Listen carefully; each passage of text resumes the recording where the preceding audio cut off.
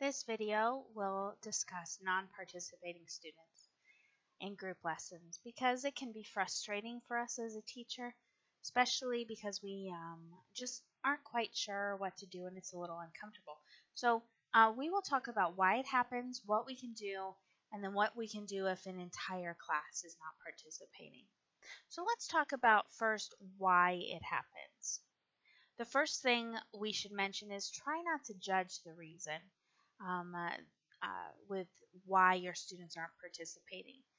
We don't want to be judgmental in our class because it can affect our attitude and our joy for the lesson, but it also can affect our students' experience. So we don't want to jump to conclusions. Perhaps our students are busy at work and they're unable to speak because their work doesn't know that they are attending the class. Or perhaps they have a crying baby and they don't want to unmute their microphone because they don't want the class to hear it and disrupt the class, but they still value the education and want the experience. They could be shy. Maybe this is their first class, or they're really shy. And while they enjoy learning English, they're afraid to use their English. A lot of our students are really afraid of making mistakes. Of course, some students are experiencing tech issues, and so they may not even be able to hear us, and they may not even realize that we're unable to hear them. So this might be a big problem that we have. Again, while some students do show up and they don't have any intention of participating, maybe they're having a bad day or they just need a class credit, let's try to assume that it's one of these three reasons rather than they just don't want to participate. If nothing else, it affects our attitude and their experience. So now let's talk about what we can do specifically when just one or two students aren't participating. Again, we want to stay positive. This isn't always easy. We want our students to participate as much as possible, but staying positive will affect the class greatly. We want to encourage the student, especially if it's a student that is shy, and we can use the chat pod to do this, or verbally if they aren't having tech issues. We want to encourage them. Thanks so much for coming to class.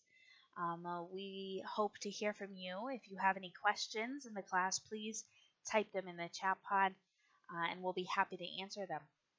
So just using some encouragement with the students may help them to open up later in the lesson. And maybe if we aren't successful in our particular lesson, maybe they will open in the next lesson. Don't ignore the students. So just because a student has that do not disturb sign up does not mean that we want to ignore them. Remember, they're a live student in our class. They've come to class for some reason.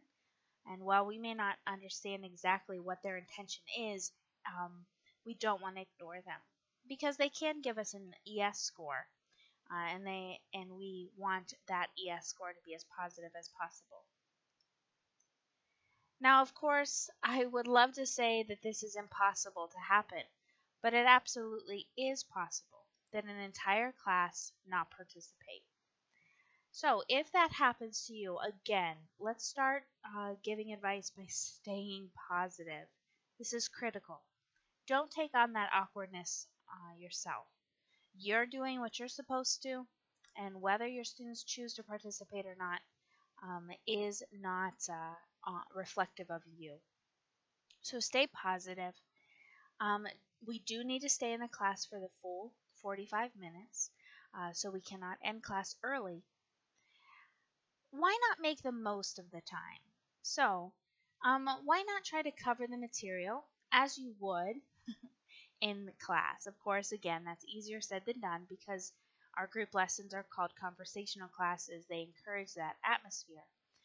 But why not go through the material and type in the chat pod and the note pod some of the vocabulary you would have covered. That way the students still are getting to go through the material. You can also ask if there are any questions and say, I will be available for the full 45 minutes to discuss any questions you may have. Maybe they'll have questions and they'll type them in the chat pod, maybe they won't. But by making yourself available, you'll have a positive effect on students that do want something from the lesson. Again, we know that this situation can be rather uncomfortable, but try not to take it on yourself. It does happen to all teachers from time to time. And by staying positive and just doing our best, we will give the students a positive experience.